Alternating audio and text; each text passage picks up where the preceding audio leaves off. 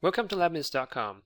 We've looked at how to configure PEEP on Cisco ISE in the previous video, but for those of you who still preferring using EAP-TLS with client certificate, this is what this video is all about. You will see that policy-wise it is very similar to setting up PEEP. So in this video, we will concentrate on wired 802.1x with EAP-TLS, and we will look at wireless in the next video. Now let's take a look at our lab setup. So here we have a Cisco ISE running version 112, configured with the IP of the .102, and we have a domain controller and also a certificate authority server at .40. We will be using a domain computer with two AD user, admin 1 and employee 1. The domain computer, we have both user and machine certificates installed, and we will succeed in the authentication when we authenticate using EAP-TLS. While we also going to have a non-domain computer that will be used for testing, and that will obviously do not have a computer certificate or user certificate, and it will fail the authentication. Okay, so now let's dive into our configuration on ISE. Okay, so first thing you usually do, as always, is to configure the authentication policies. So from the previous video, we kind of have the allow protocol configured or created already for PEEP and EAP-TLS. So let's go and take a look at what we have so far, and that will be policy results for under policy elements, and then for authentication and allow protocol, we already have a PEEP and TLS. Okay, but since we haven't really deal with certificate-based authentication, we still need to create a certificate profile. So the way to do that, if you go back to the second tab here, go to Administration, External Identity Source, and right here there's a certificate authentication profile. So we click Add, and let's call it LM_cert_CN, since we're going to use the common name for a username. So here is by default it already has common name selected, so submit. But instead of using certificate alone, we want to share the same authentication policies for both PEEP and TLS.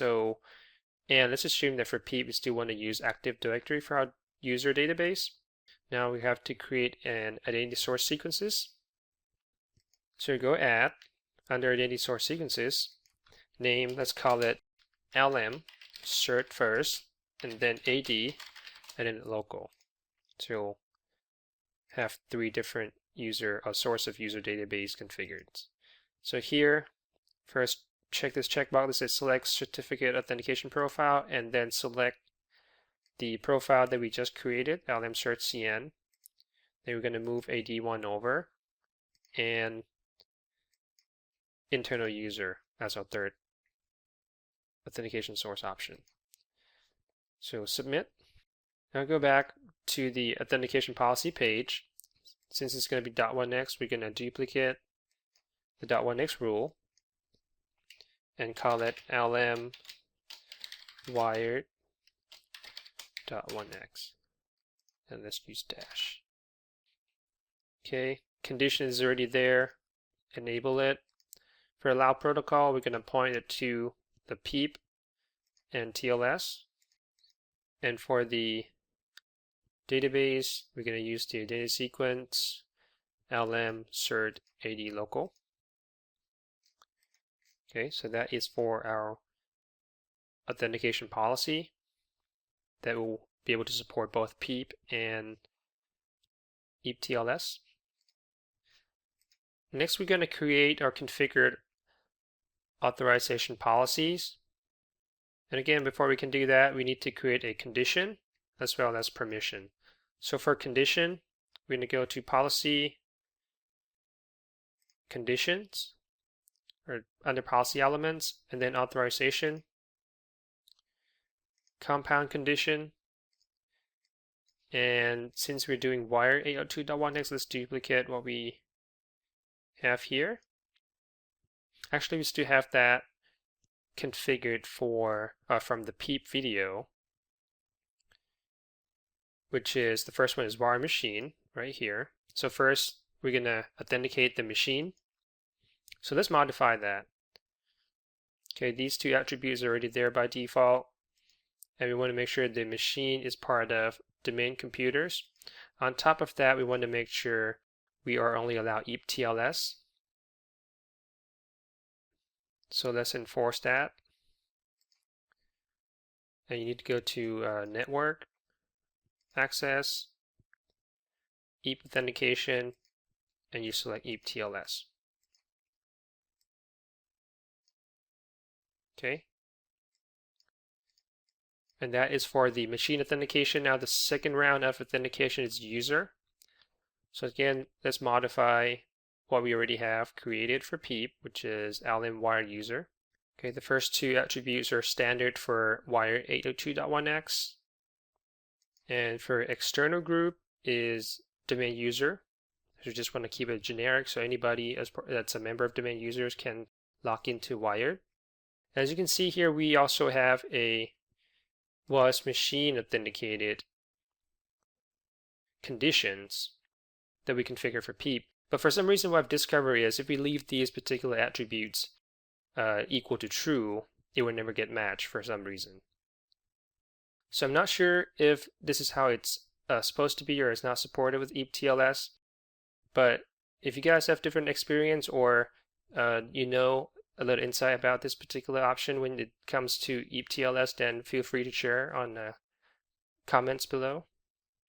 But for now, let's change that to EAP-TLS. So instead of using what's machine authenticated, we're gonna enforce it upon the protocol. So EAP-TLS, save. But for most of the time, when you use the machine certificate, usually as long as you have a certificate installed in the machine, most likely that's domain or it's already part of the domain. Otherwise, it shouldn't even have that certificate installed. And that means that you need to prevent a certificate from being exported from a machine or even the user certificate. So that way the certificate cannot be transported to a unauthorized machine. Okay, so we already saved that. Okay, as I mentioned in the video and in the PEEP that when we configure PEEP, with the machine authentication, it's a two-step process. The first round of authentication is for the machine itself to authenticate against the AD. And once it's authenticated, all we need to allow is just enough access for a user to contact the AD to perform authentication. So usually that entails Kerberos or a DNS or NetBIOS. So now that we need to create a downloadable ACL, so that will be under results, authorization, downloadable ACL, and we already have created that for back in the PEEP video called LM AD login. So we're just going to go ahead and reuse that. And let's take a quick look. What we have configured so far is allowing DSCP and allowing DNS and basically anything that goes towards the domain controller. So again, if you want to lock this down a little bit more, all the way down to protocols type, then you might need to sniff out the wire and see what protocols the machine exactly used when it tries to authenticate against the AD. But for now, let's leave it open just to keep it simple, and then deny everything else. Okay, we already have the LM permit all for assuming both machine and user authentication succeeded. They just permit anything. Okay, so those are already created for us. And then authorization profile. Same thing here. We have LM wire AD login. This is for a successful machine authentication, and we're just gonna point to DACL, name LM AD login that we just looked at. Okay, we also already have a LM permit all that's tied to the DACL called LM permit all with the permit IP any. Okay, now we can go back and complete our authorization policy.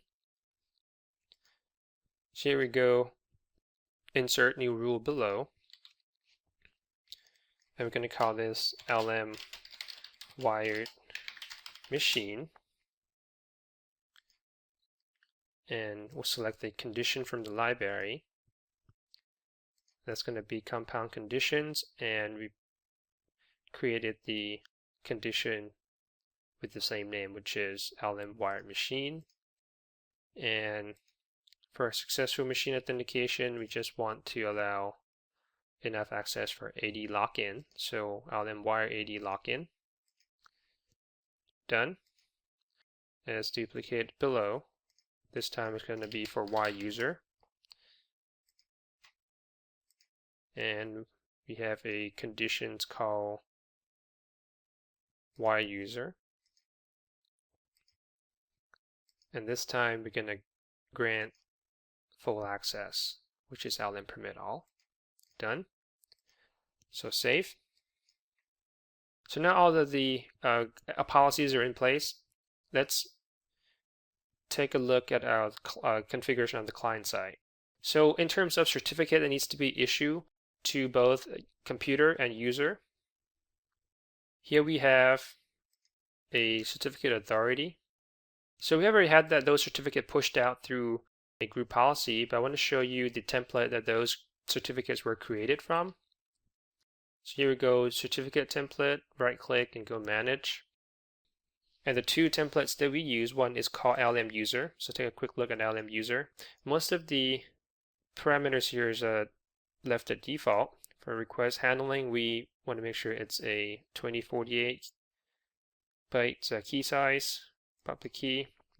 Subject name, just make a quick note that you will want to have this principal name check, or user principal name and service principal name, because it's something that ISE will be looking for.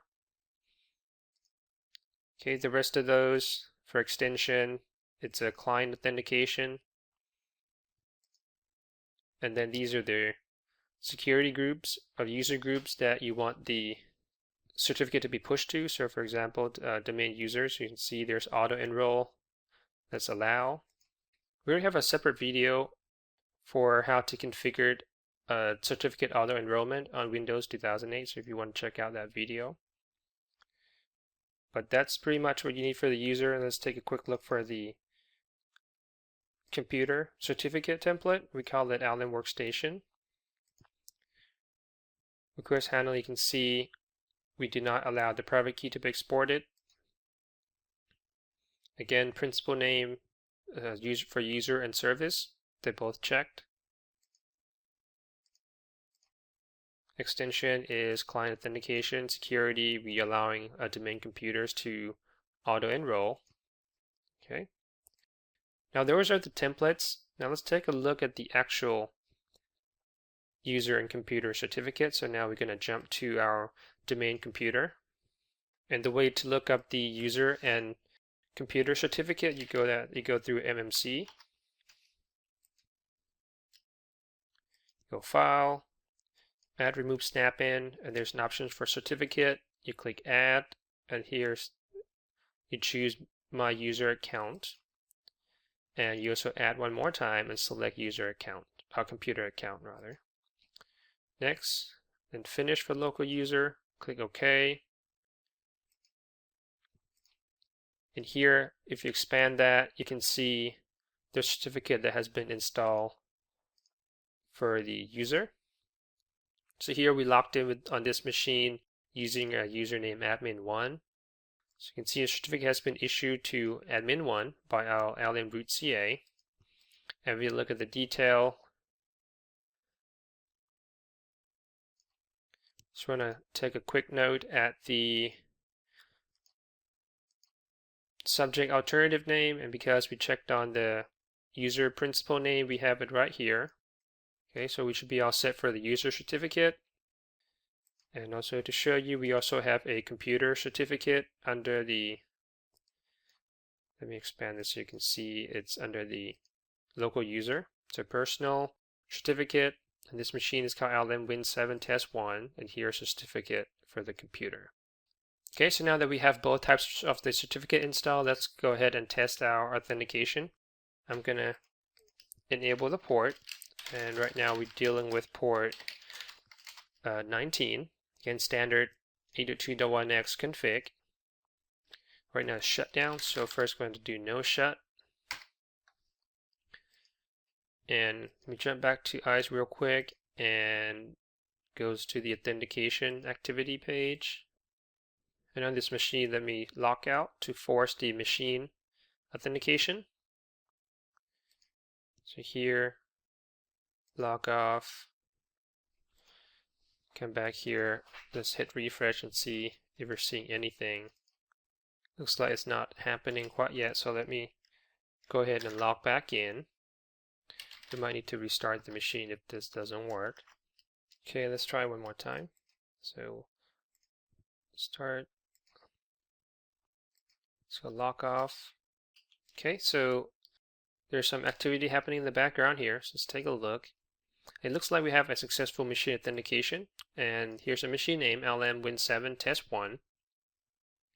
It's green, and the authorization profile is LM-Wire-AD login. So at this point, all the machine has access to is just the main controller. And if you look at do show then session,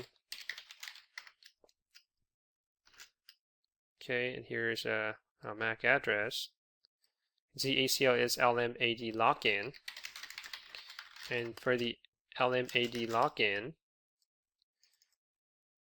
we're only permitting it to the domain controller. So if you look at the authentication detail, okay, so let's scroll down and see what we have here. Authentication protocol is clearly EAP-TLS. Authentication result, which is the radius attributes. Here's the ACL that got pushed to the switch. Okay, here's a username that came from the certificate, which is our common name. Here's the authorization profile, wire-AD login. Here's the authentication rule, wire.1x. Here's the authorization rule. And let's look at the attributes. We have a external group domain controller, so the AD got queried, and the group is matched because it was part of our authorization condition. Here we have evaluating identity policies, TLS, EAP-TLS authentication succeeded, and then got sent the authorization profile. All right, so next let's log into the domain for the admin one and the password. So let's go back and look at the activity. All right, here's the admin one, and we are now logged in. Again, there's a successful user authentication with authorization profile permit all. Let's click on that. While that's coming up, let's go back here and see if we have internet. Okay, so here's the authentication detail. Again, EAP-TLS.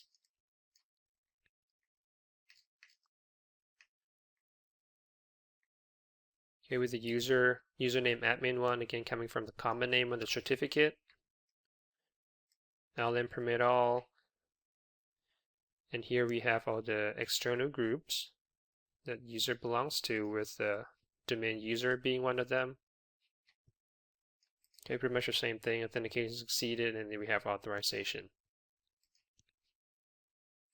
Okay, and we can see that now we have internet. And if you look back on the switch,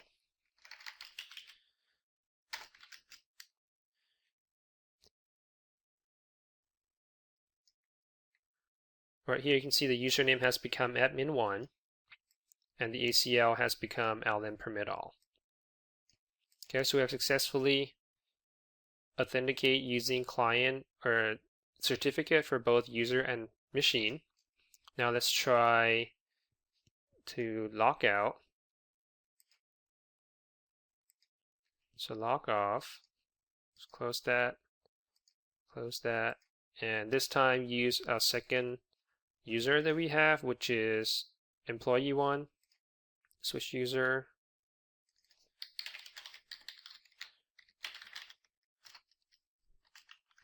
Okay, with employee1. Here again, as soon as you log off at the login page, the machine authentication was already done. And now we just log in. So let's see right here. Now user has become employee 1, and we also have a successful authentication.